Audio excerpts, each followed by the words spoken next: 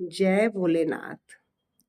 मेरे सभी YouTube देखने वाले दर्शकगण, आप सभी से मेरी प्रार्थना है और विनती है कि मैं आप सभी लोगों को, श्रावण महीना चल रहा है इसलिए शिव पुराण सुनाना चाहती हूँ और आप सभी प्लीज़ इसे सुनिएगा। जब भी टाइम मिले तभी सुनिएगा, ज़रूरी नहीं है कि मैं अभी सुना रही हूँ तो आप अभी सुने। तो आप जब भी वक्त मिले आप इसे, मेरी वीडियो को देखिएगा और सुनिएगा और पुण्य के भागीदार बनिएगा। जय भोले, जय भोले।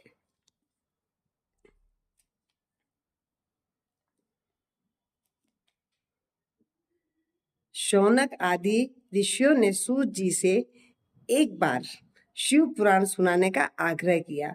सूत जी ने ऋषियों से कहा, आप सब धन्य हैं जो आपके हृदय में शिव जी की कथा सुनने की इच्छा जागृत हुई है।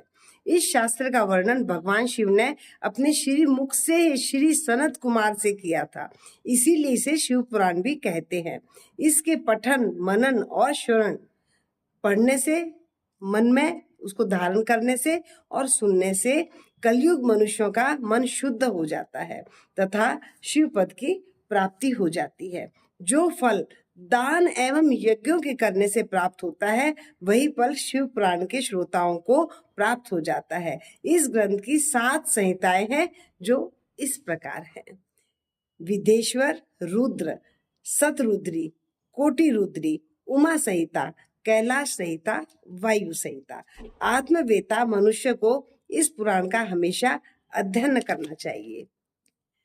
ये कथा सुनने से मुक्ति किस किस की किस प्रकार हुई है वो बताया गया है, क्योंकि जब हम कथा पढ़ने से पहले ये जान पाते हैं कि इसको पढ़ने से हमें क्या फायदे होते हैं, किस ढंग से हमें इसको पढ़ने से मुक्ति का मार्ग मिलता है और किस किस की ये सुनने से किस किस को क्या फायदा हुआ है, तो वो आप सुनिएगा।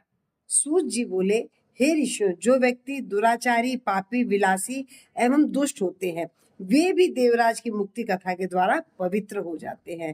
देवराज कौन? देवों के देव महादेव। लालची, मिथ्याभाषी, माता पिता को दुख देने वाले दंभी सॉरी पाखंडी, क्रूर आत्मा, द्वेषी, पतित, हिंसक और निर्दयी पुरुष भी कलयुग में इसके द्वारा पवित्र हो जाएंगे। इसमें लिखा गया है कि इसके द्वारा पवित्र हो जाएंगे, परंतु जब ये कथा सुनी जाती है उससे पहले अगर बुरे कर्म किए हैं और फिर हमारी आत्मा से ये आवाज आई कि हम, किसी ने बताया कि भाई ये सुन करके आपके बुरे कर्म नष्ट हो जाएंगे, तो सुनने से कर्म नष्ट नहीं होंगे, सुनने से हमें आगे का रास्ता मिलेगा, हमारी आत्मा पवित्र होगी और हमारा मन ये कहेगा कि भाई अब मैं ये कथा सुनी है तो अब मैं अपने माता पिता की सेवा करूंगा, मैं निर्दयी नहीं रहूंगा, क्रूर आत्मा नहीं बनूंगा, द्वेषी नहीं बनूंगा, पतित नहीं बनूंगा। तो उसके बाद वो अच्छे कर्म करेगा तो उसके वो पाप सब नष्ट होंगे। अगर वो कथा सुनने के बाद में फिर वही बुरे कर्म करे तो भगवान कभी ऐसे व्यक्तियों को माफ नहीं करते। तो इससे एक रिलेटेड मैं आपको कहानी सुनाती हूँ। किरात नगर में एक ब्राह्मण रहता था जो बहुत दुराचारी और दरिद्र था। वह धर्म और वेदों से विमुख था। वह इतना गिरा हुआ था कि वह स्नान तक नहीं करता था। उसने अधर्म से बहुत सा धन एकत्र कर लिया था। वह एक बार एक तालाब पर नहाने के लिए गया। वहां उसने एक वेश्या को देखा जिसका नाम शोभावती था। वह उस वेश्या को देखकर उसकी ओर आकर्षित हुआ।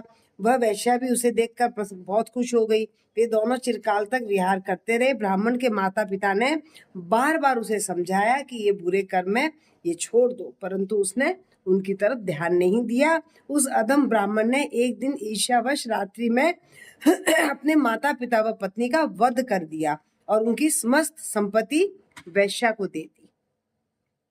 देव योग से एक दिन वह प्रतिष्ठापुर में आया। उसने वहां एक शिव मंदिर देखा जिसमें अनेक साधु महात्मा इकट्ठे हुए थे। वह ब्राह्मण अचानक वहां बीमार हो गया। बीमारी की अवस्था में उसने एक ब्राह्मण के मुख से शिवजी की परम पवित्र कथा सुनी। नामक वह ब्राह्मण 1 मास के बाद मर गया। यमदूत उसे क्योंकि उसने कथा सुनी, उसके बाद में उसकी आत्मा पवित्र हो गई और उसने अच्छे कर्म करने शुरू कर दिए। भले वो फिर 1 माह के बाद मर गया, परंतु उसने 1 माह तक अच्छे कर्म करे और भगवान की कथा सुनता रहा। 1 माह के बाद वह मर गया। यमदूत उसे यमपुरी ले गए।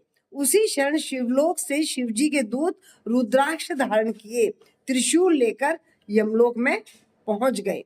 उन्होंने देवराज ब्राह्मण को यमदूतों से छुड़ाकर विमान पर सवार होकर कैलाश को चल दिए। यमपुरी में कोलाहल मच गया। शोर सुनकर यमराज स्वयं पधारे और शिवजी के 4 दूतों को देख करके यमराज ने भी उन्हें प्रणाम किया। धर्मराज अपनी ज्ञान की आंखों द्वारा सब कुछ जान गए थे। शिवजी के दूतों ने ब्राह्मण को ले जाकर दया के सागर शिवजी के सामने उपस्थित कर दिया। हे मुनीश्वरों, शिवजी की यह कथा परम पवित्र है, जिसके श्रवण मात्र से महापापी ब्राह्मण देवराज को भी मुक्ति मिल गई। इस प्रकार शिव पुराण की कथा को विधि पूर्वक सुनने से अमर फल की प्राप्ति होती है। बस शर्त एक ही है कि कथा सुनने के बाद में इंसान को अपने कर्म सुधारने चाहिए। अगर वही अपने पुराने कर्म वो कर रहा है तो कथा का भी कोई फायदा नहीं होगा, क्योंकि भगवान भी कुछ नहीं कर सकते अगर इंसान स्वयं ना चाहे कि मुझे अब अपने आप में सुधार लाना है। व्यास जी बोले, एक समय की बात है कि प्रयागराज में संगम पर सभी ऋषि मुनि एकत्र हुए। उस समय वहां सूत जी पधारे। सभी ऋषि मुनियों ने उठकर उनका स्वागत किया। किसका? सूत जी का।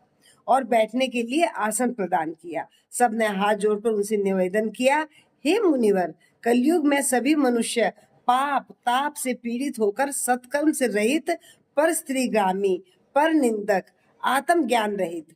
पर स्त्रीगामी यानी दूसरे की पत्नी या दूसरी पराई स्त्री पर नजर रखना। पर निंदक, दूसरों की बुराई करना। आत्म ज्ञान रहित, अंदर के जो हमारा ज्ञान है उससे रहित होना। नास्तिक, जो भगवान में विश्वास न करता हो। देहाभिमानी, जिसको अपने रूप पे घमंड हो कि मेरे से सुंदर तो कोई है ही नहीं, ऐसा इंसान। दूसरों की हत्या करने वाले, जो दूसरों की तो वो मार देते हैं, वो। माता पिता से द्वेष रखने वाले और स्त्रियों के गुलाम हो जाएंगे। माता पिता को से चिढ़ेंगे, गलत बोलेंगे, गंदा बोलेंगे और अपनी पत्नी के गुलाम बन के रहेंगे। वैश्य अपने धर्म से रहित कुमार्गी हो जाएंगे। शूद्र अपने कर्म को छोड़कर तिलक लगाकर ब्राह्मण का सा आचरण करने लगेंगे। ये आप समझ रहे होंगे, बिल्कुल आसानी लैंग्वेज है। नकली तपस्वी, ब्राह्मणों के तेज हरता, शालिग्राम आदि पाषाणों का दंभ पूर्वक पूजन करने वाले कुकर्मी, विद्यावाद, विवादी, धर्म लोपक, दुष्कर्मी, धर्म के नाशक, दंभी, अभिमानी, क्रूर होंगे। स्त्रियां भी धर्म से विमुख हो जाएंगी। वे माता पिता की भक्ति से विमुख हो जाएंगी, पति से विमुख हो जाएंगी, प्रेमी के साथ रहने वाली हो जाएंगी, तमोगुण और नित्य रुग्ण रहा करेंगी। इस दुख से छुटकारा दिलाने वाला कोई सरल उपाय बताइए। मुनियों की यह बात सुनकर सूत जी भगवान शंकर का ध्यान करके बोले। जो सूत जी से सबने ये सवाल किया कि कलयुग में इस तरह से सब कुछ होगा, तो आप हमें इसके बारे में बताइए कि इसका कोई उपाय ऐसा हो जिससे ये सबको थोड़ा रोका जा सके। तो फिर सूत जी ने शंकर भगवान का ध्यान किया और कहने लगे। सूत जी बोले, हे मुनिवरों, कलयुग के पापों को नष्ट करने वाले परमार्थक दायक शिव पुराण वेदांत का सर्वस्व कहा गया है। इसके पढ़ने एवं सुनने से मुक्ति मिल जाती है। व्यास जी का कहना है कि शिव पुराण का एक या आधा श्लोक पढ़ने वाले भी पापों से मुक्त हो जाएंगे। जो व्यक्ति सावधानी पूर्वक पूरा पाठ करेगा वह जीवन मुक्त हो जाएगा। इसका आचरण करने वाले को एक एक अश्वमेध यज्ञ का फल प्राप्त होगा। भगवान शिव ने इसे स्वयं उपनिषद रूपी समुद्र से मंथन करके निकाला है। इसीलिए इसका इतना बड़ा महात्म्य है। इसीलिए जो भी व्यक्ति इसका पान करेगा वह अजर अमर हो जाएगा। पान से मतलब है सच्चे मन से, सच्ची भावना से जो इसको पढ़ेगा और सुनेगा और उतने ही फिर अच्छे कर्म करेगा तो वह अजर अमर हो जाएगा।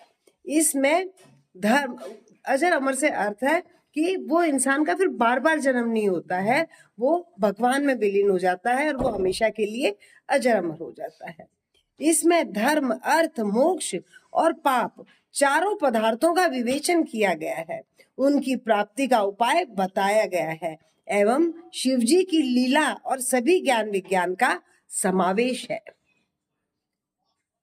भगवान शिवजी ने पहले इसमें 1,00,000 श्लोक रखे थे, परंतु इस कलयुग में जीवों के उद्धार के लिए भगवान ने इसमें कुल 24,000 श्लोक कर दिए हैं। अब इसमें विद्येश्वर संहिता, रुद्र संहिता, सत रुद्र संहिता, कोटि रुद्र संहिता, श्री उमा संहिता, श्री कैलाश संहिता और वायतीत संहिता रखी गई है।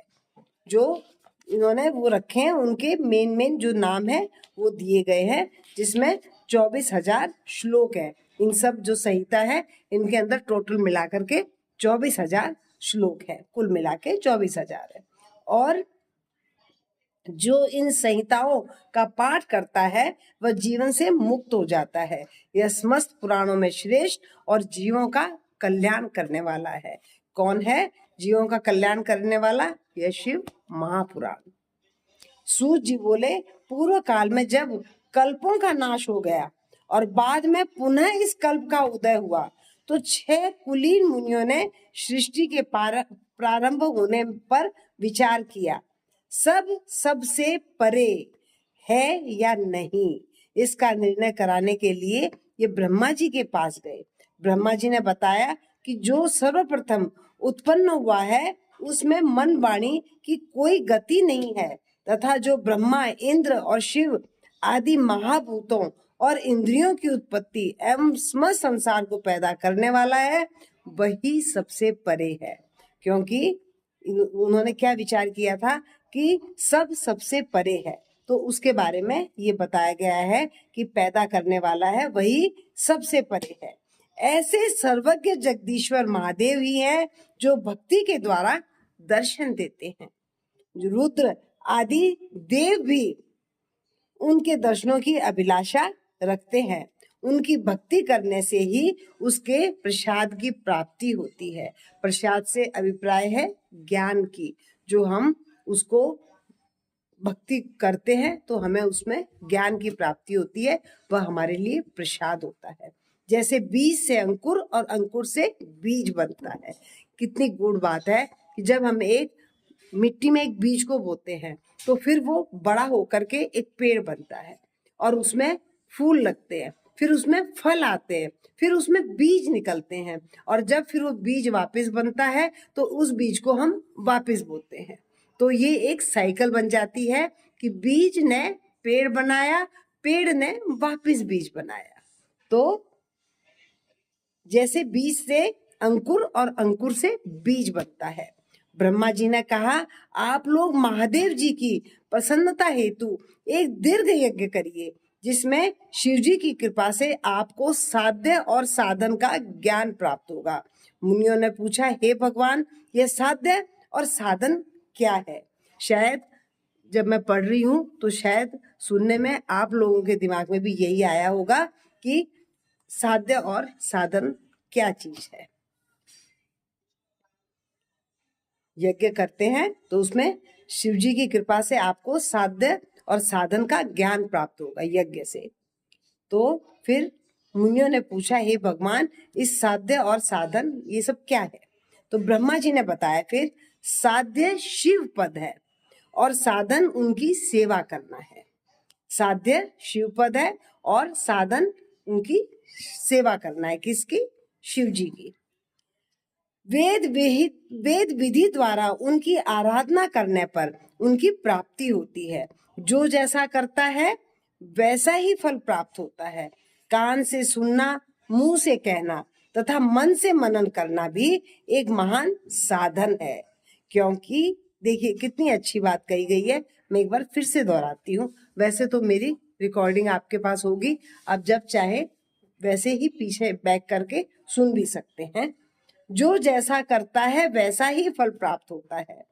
कान से सुनना, मुंह से कहना और मन से मनन करना भी एक महान साधन है, क्योंकि महेश्वर हमेशा सुनने, कीर्तन करने और मनन करने योग्य है। महेश्वर कौन? शंकर भगवान। इसीलिए साध्य तक पहुंचने के लिए, साध्य यानी शिव पद तक पहुंचने के लिए साधन पर जुड़ जाना चाहिए। साधन पर कैसे जुड़ते हैं? सेवा करके।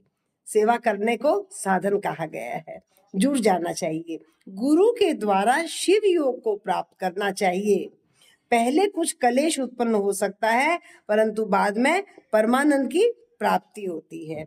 कलेश उत्पन्न होने से मतलब है कि कितनी बार क्या होता है कि हमें कुछ बातें समझ में नहीं आती, या जब हम गुरु के द्वारा वो चीज समझना चाहते हैं, इसमें जैसे कि इसमें लिखा गया है कि गुरु के द्वारा शिव योग की प्राप्त करना चाहिए, क्योंकि हम अपने आप से कई बार इतने योग्य नहीं होते हैं कि जो हम अपने आप से उस चीज को प्राप्त कर पाए जो बहुत ही गूढ़ और गंभीर है।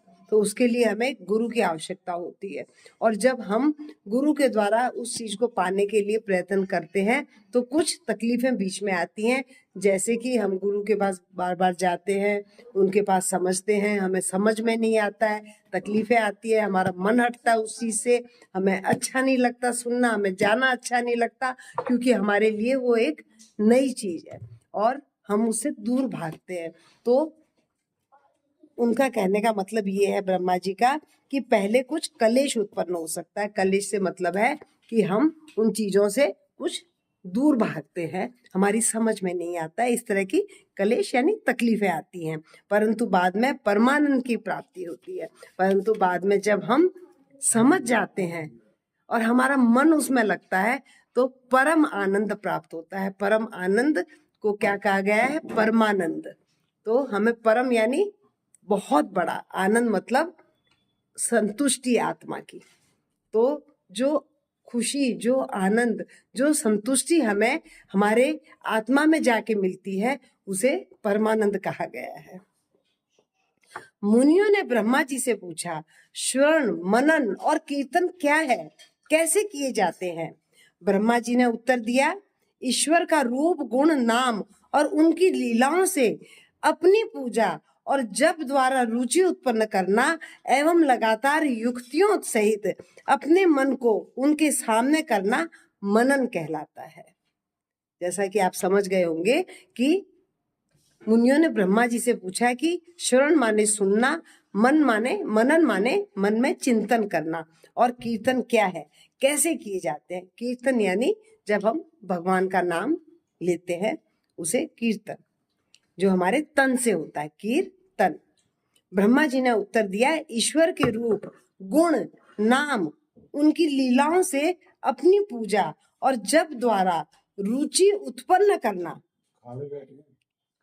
ईश्वर के रूप, गुण, नाम और उनकी लीलाओं, इतनी सारी जो भगवान का रूप है, हम भगवान को सामने किस रूप में देखते हैं कि उनसे हमें शक्ति मिलती है जब हम उनके सामने बैठ करके देखते हैं।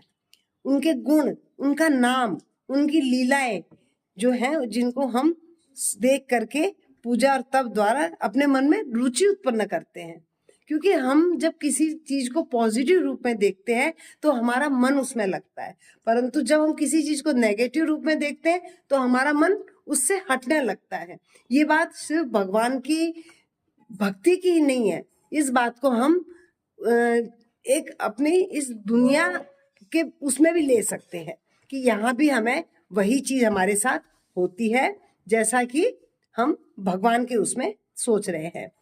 पर ब्रह्म महादेव जी या शंभु भगवान के नामों को बार बार लेना या जप करना ही कीर्तन कहलाता है। हमारे तन से जो हम पर ब्रह्म मतलब ब्रह्मा से भी ऊपर पर ब्रह्म महादेव या शंभु भगवान के नामों की बार बार लेना, जैसे हम ओम नमः शिवाय, ओम नमः शिवाय, ओम नमः शिवाय का पाठ बार बार करते रहें, या हम शंकर भगवान के भजन गाते रहें, या उनका जप नाम करते रहें, तो ये सब क्या है? ये कीर्तन है। दृढ़ता से भगवान संबंधी शब्दों को कानों से सुनना। दृढ़ता से मतलब निश्चय लेकर के, हम मन में निश्चय करें कि भगवान संबंधी शब्दों को कानों से सुने। सुनना ही क्या है? श्रवण करना है। और कीर्तन करके उसका मनन करें।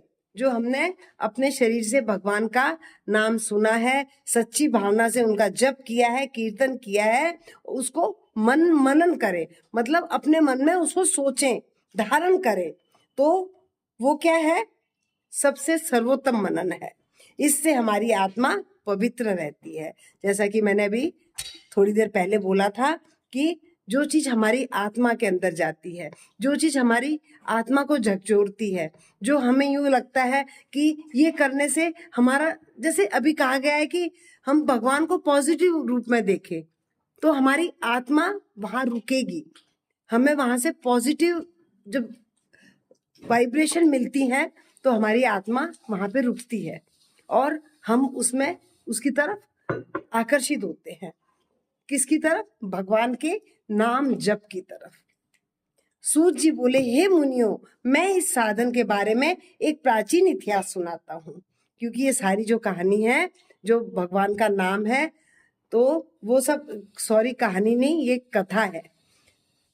तो वो सूत जी सुना रहे हैं। अब वो कह रहे हैं कि हे मुनियों, मैं इस साधन के बारे में एक प्राचीन इतिहास सुनाता हूँ, वह सुनो। प्राचीन इतिहास मतलब पुराना इतिहास जो है, पुरानी वो है, कथा है, वो सुनाता हूँ, वो सुनो। एक बार सरस्वती के तट पर मेरे गुरुदेव भगवान वेद व्यास जी, सूत जी के गुरुदेव कौन थे? वेद व्यास जी थे, तप कर रहे थे। वहां पर सनत कुमार जी ने उनसे पूछा, हे भगवान, शिव जी तो आपके प्रत्यक्ष सहायक है, फिर आप ऐसा कठोर तप क्यों कर रहे हैं? व्यास जी ने उत्तर दिया, मैं अपनी मुक्ति के लिए तप कर रहा हूँ। तब शरद कुमार जी ने कहा कि ऐसा ही भ्रम मुझे भी हुआ था। इसी तरह मैंने भी अपनी मुक्ति के लिए मंदराचल पर्वत पर तप किया था। तब शिवजी की आज्ञा से उनके नंदीश्वर ने मुझे बताया कि शिवजी ने कीर्तन, शरण तथा मनन द्वारा ही मुक्ति मिल सकती है। तब मेरा भ्रम दूर हो गया। अतः मतलब उनका कहने का तात्पर्य ये है कि बहुत तप करने की जरूरत नहीं है, सिर्फ शंकर भगवान जो है, शिव जी है, उनका कीर्तन, श्रवण यानी सुनना, उनके नाम को सुनना, और मन द्वारा सोचना से ही मुक्ति मिल सकती है। इसके लिए बड़े बड़े तप करने की जरूरत नहीं है। और खास करके कलयुग में तो वो तप वाली बात ही नहीं रही। अब एक आम गृहस्थ आदमी यही कर सकता है कि वो सच्चे मन से शंकर भगवान की पूजा करे, आराधना करे, कीर्तन करे, उनका नाम सुने और उसको मनन करे। मनन करे यानी मन में उस चीज को दोहराए कि जो उन्होंने भगवान का नाम लिया है, पूजा करी है, तो उसको जब हम बार बार मनन करते हैं तो हमारे अंदर वो चीज रम जाती है और उससे हमारी आत्मा की शुद्धि होती है। ऐसा कहकर सनत कुमार जी चले गए। इस पर ऋषि ने पूछा, जो व्यक्ति श्रवण, कीर्तन और मनन नहीं करता, वह बिना प्रयत्न के किस प्रकार मुक्त हो सकता है? कृपा करके हमें बताएं। ये कितनी बड़ी बात कही गई है कि कोई व्यक्ति ये भी ना कर सकता हो कि श्रवण भी नहीं कर सकता, कीर्तन भी नहीं कर सकता और मनन भी नहीं कर सकता, वो बिना प्रयत्न के किस प्रकार मुक्त हो सकता है? कृपा करके हमें बताइए। तब सूत जी ने बताया, यदि कोई व्यक्ति श्रवण, मनन और कीर्तन के स्थान पर शिवलिंग की स्थापना करके उसका पूजन करता है, तब भी वह इस संसार रूपी सागर से मुक्ति पा जाएगा। देखिए कितनी गहरी बात है कि शिवलिंग का भी कितना महत्व है कि अगर हम सच्ची भावना से, आत्मा की शुद्धि से, और हम एक शंकर भगवान का जो शिवलिंग है उसकी स्थापना करें और उसका पूजन करें तो भी इस संसार रूपी सागर से मुक्ति पा जाएंगे। मैंने अपने गुरुजी से सुना है कि शिवजी ब्रह्म स्वरूप निष्फल कला रहित तथा काल सहित है। इस निष्फल में निराकार लिंग की प्रधानता है। वे सभी कलाओं से युक्त हैं और साकार निराकार से भी शिवजी ब्रह्म संज्ञक भी है।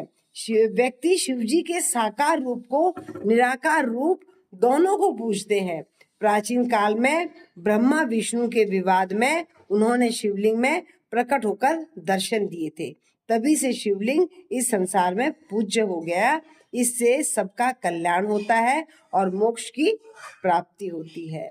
तो शंकर भगवान का अगर हम पूजा नहीं, मनन नहीं, कीर्तन नहीं कर सकते हैं तो उनका शिवलिंग बनाएं। परंतु कहा ये गया है कि एक पवित्र मिट्टी लेकर के अपने हाथों से अगर हम एक शिवलिंग बनाते हैं और हम उसकी पूजा करते हैं तो उसके बराबर कुछ भी नहीं है। पूर्व समय की बात है कि भगवान विष्णु अपने पार्षदों सहित लक्ष्मी जी के साथ शेष शैया पर शयन कर रहे थे। ब्रह्मा जी भी वहां पहुंचे। विष्णु को संबोधन करके बोले, हे पुत्र, तुम कौन हो? उठो, तुम मुझे देखो, मैं तुम्हारा भगवान यहाँ आया हूँ। ये बात किसने किसको कही? ये बात ब्रह्मा जी ने विष्णु को कही, जो कि विष्णु जी लक्ष्मी जी के साथ शेष शैया यानी शेष नाग, जो सांपों की शेष नाग जो थे उनकी सैया बनी हुई थी। आपने देखा होगा कि कई बार क्षीर समुद्र में नागों की शैया बनी हुई है और उनका ऐसे नागों का ऐसे है और उसके नीचे विष्णु भगवान जी लेटे हुए हैं और लक्ष्मी जी उनके साथ है। तो वहां पर ब्रह्मा जी आए और उन्होंने विष्णु को संबोधन करके बोला, हे पुत्र, तुम कौन हो? उठो, तुम मुझे देखो, मैं तुम्हारा भगवान हूँ और तुम्हारा भगवान तुम्हारे पास आया है। विष्णु यह सुनकर क्रोध को दबाते हुए बोले, हे पुत्र, तुम्हारा कल्याण हो, आओ बैठो और देखो, मैं तुम्हारा पिता हूँ। यानी वो उसे पुत्र मान रहे हैं, वो उसे पुत्र मान रहे हैं। वो कौन? ब्रह्मा जी विष्णु जी को मान रहे हैं और विष्णु जी ब्रह्मा जी को मान रहे हैं। कहो, तुम्हारा मुख टेढ़ा क्यों हो गया है? ब्रह्मा जी बोले, समय के फेर से तुम्हें अभिमान हो गया है। हे पुत्र, मैं तुम्हारा स्वामी हूँ। इस मत संसार का मैं पिता मैं हूँ। विष्णु बोले, अरे चोर, तुम मुझे अपना बड़प्पन क्या दिखाते हो? सारा संसार तो मुझ में निवास करता है।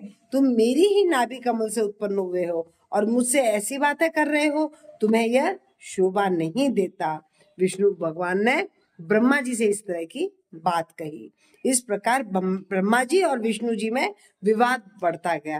विवाद मतलब आर्गुमेंट, बहस जो है वो दोनों में बढ़ती गई। ये दोनों अपने को प्रभु कहते कहते आपस में युद्ध करने लगे। वो कहने लगे, मैं तुम्हारा बाप हूँ, वो कहे मैं तुम्हारा बाप हूँ, तू मेरा बेटा है, भाई तू मेरा बेटा है। इस तरह से उन दोनों में लड़ाई बढ़ गई और आपस में वो युद्ध करने लगे। दोनों के प्रहारों से देवता व्याकुल होकर कांपने लगे और कहने लगे, जब आप दोनों अराजकता उत्पन्न कर रहे हो तो यह समस्त सृष्टि भगवान शिव की है। अगर तुम दोनों आपस में लड़ रहे हो और तुम्हारे अंदर ही वो अच्छाई नहीं है जो इस सृष्टि को संभाल सके, तो फिर इस सृष्टि को संभालने वाले कौन हो गए? भगवान शिव हो गए। उनके बिना इस सृष्टि का एक तिनका भी इधर से उधर नहीं हो सकता। अतः हम सब शिव शंकर के पास चलते हैं। इतना कहकर सब देवता वहां पहुंचे जहाँ महादेव जी पार्वती जी के साथ सभा में मणिमय सिंहासन पर विराजमान थे। देवताओं को आया देखकर शिव जी ने उन सबको अपने पास बुलाया और बोले, हे देवताओं, मैंने सुना है कि विष्णु और ब्रह्मा में भीषण संग्राम चल रहा है। इस कारण तुम्हें महान दुख उठाना पड़ रहा है। भगवान शंकर ने सब देवताओं से कहा कि उन दोनों में युद्ध चल रहा है और इसी वजह से तुम सब लोगों को तकलीफ उठानी पड़ रही है। परंतु अब तुम घबराओ मत। शिव जी वहां पहुंचकर बादलों की ओट में उनका भीषण युद्ध देखने लगे। भगवान जो थे वो बादलों की ओट में से उन दोनों का युद्ध देखने लगे, क्योंकि उन्हें लगा कि मैं सामने आऊंगा तो दोनों को ही ये लगेगा कि मैं उनकी मदद करूं। वे परस्पर एक दूसरे पर माहेश्वर और पशुपत अस्त्रों का प्रयोग कर रहे थे। इसके प्रयोग पर त्रिलोकी भस्म हो जाती है। त्रिलोकी मतलब तीनों लोक।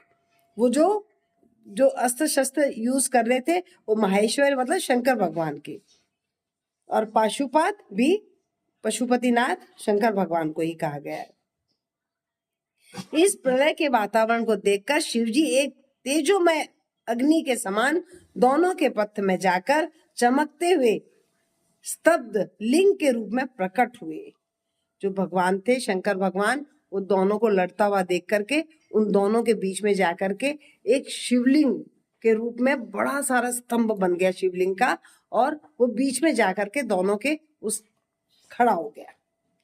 विष्णु और ब्रह्मा महातेज वाले स्तंभ को देखकर विस्मय में पड़ गए, आश्चर्य में पड़ गए दोनों, और दोनों कहने लगे कि यह इंद्रियातीत अग्नि स्वरूप स्तंभ क्या है जिसमें से इतनी आग निकल रही है, ये क्या चीज है। दोनों कहने लगे ये क्या है, इससे हमें इसका पता लगाना होगा। यह कहकर दोनों वीर शीघ्रता से चल पड़े। विष्णु जी शूकर का रूप धरकर पाताल में चले गए और ब्रह्मा जी हंस का रूप धरकर आकाश में चले गए। ब्रह्मा जी आकाश में गए और विष्णु जी पाताल में चले गए, परंतु दोनों में से किसी को भी उस प्रकाश में लिंग के भेद का पता नहीं चला। ब्रह्मा जी ने आकाश में केतकी का फूल देखा और उसे तोड़कर ले आए। उन्हें यह निश्चय हो गया कि उन्होंने महातेजस्वी स्तंभ का पता पा लिया है। वे केतकी के फूल को लेकर विष्णु जी के पास आए। विष्णु जी ने ब्रह्मा जी के पैर पकड़ लिए। ब्रह्मा जी के इस छल को देख करके शिव जी उस समय प्रकट हो गए। विष्णु जी ने भगवान शंकर के चरण पकड़कर प्रणाम किया। विष्णु जी की इस महानता से भगवान शिव बहुत खुश हो गए। उन्होंने प्रसन्न होकर उनकी सत्यवादिता की प्रशंसा की और अपनी समता प्रदान की।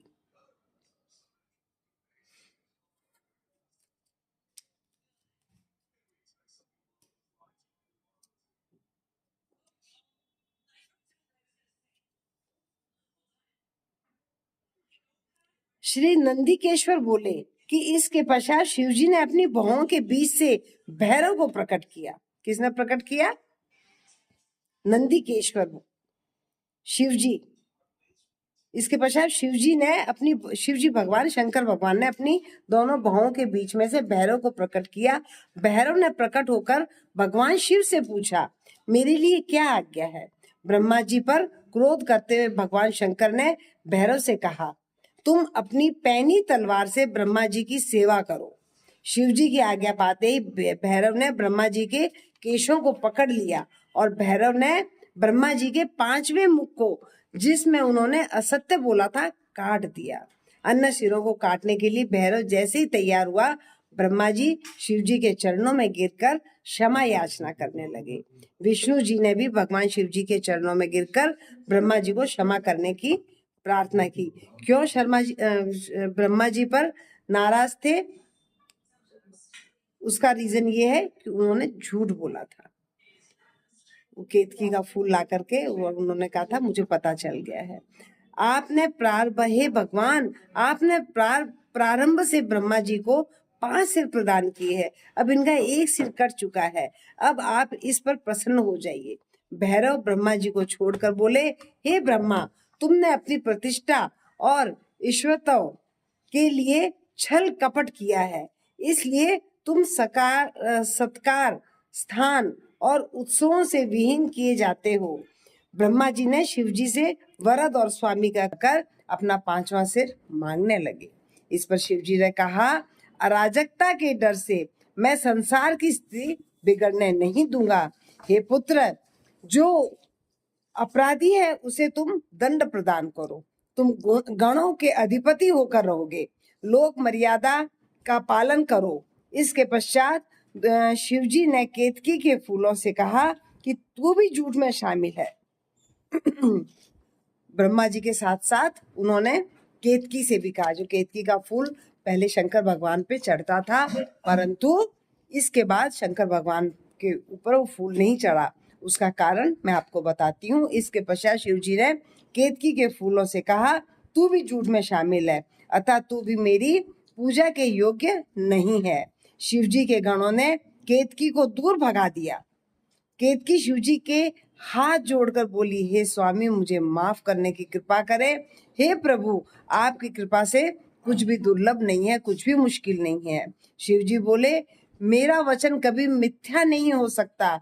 मैं अब तुम्हें स्वीकार नहीं कर सकता, परंतु मेरे भक्त तुम्हें स्वीकार करते रहेंगे। इस प्रकार तुम्हारा जन्म सफल हो जाएगा। यहाँ पर भक्त से अभिप्राय है कि जो दूसरे देवता गण है, भगवान है, वो इसको स्वीकार करेंगे, परंतु शंकर भगवान के ऊपर केतकी का फूल कभी नहीं चढ़ता। और उन्होंने कहा कि अगर मेरे मंडप की रचना होगी तो उसमें तुम शिरोमणि रहोगी। जब मेरा मंडप सजाया जाएगा उसमें सबसे आगे तुम्हें रखा जाएगा, शिरोमणि रहोगी। इस प्रकार भगवान शिव ब्रह्मा, केतकी और विष्णु पर कृपा करके देवों के पास पधारे और देवताओं ने शिव जी का पूजन कर स्तुति की। पुनः शिव जी अपनी सभा में जा बैठे। तो मेरे सभी श्रोतागण जो इस कथा को सुन रहे हैं, उन सब से मेरी यही प्रार्थना है कि आज का ये मैं अध्याय यही पूरा करती हूँ और भाग 1 मैं पूरा करके भाग 2 अब आप लोगों को अपनी अगली वीडियो में बताऊंगी। आशा है आप सब लोगों को अच्छा लगा होगा, और अच्छा लगने के साथ साथ श्रावण महीना है और श्री शिव पुराण का अगर आप ये श्रद्धा के साथ सुन रहे हैं तो इससे बड़ा पुण्य कोई नहीं है। जय भोलेनाथ।